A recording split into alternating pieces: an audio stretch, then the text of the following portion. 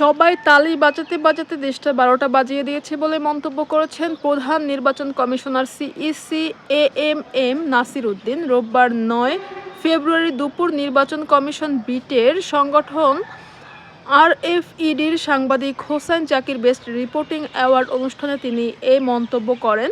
CEC বলেন, সব জায়গায় মতদ্বৈধতা থাকবে, ভিন্নমত মানেই বিপক্ষ না, একই বিষয়ে ভিন্নমত থাকবেই।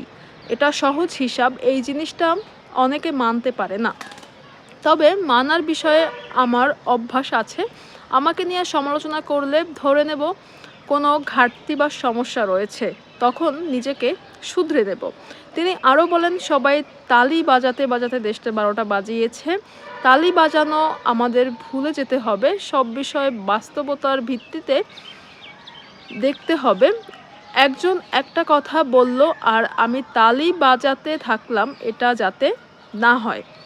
সাংবাদিকরা নির্বাচন কমিশনের গুরুত্বপূর্ণ পার্ট উল্লেখ করে সিইসি বলেন, সবার সহযোগিতা পেলে জাতিকে দেয়া কমিটমেন্ট আমরা রক্ষা করতে পারব।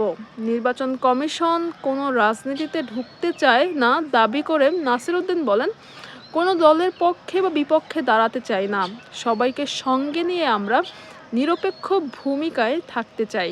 তিনি আরও বলেন, সুষ্ঠু নির্বাচনের জন্য সাংবিধানিক প্রতিষ্ঠানগুলোতে রাজনৈতিক নিয়ন্ত্রণ মুক্ত করতে হবে, নয়তো আগের অবস্থায় ফিরে যাবে। দর্শক, এই ছিল নিউজের বিস্তারিত।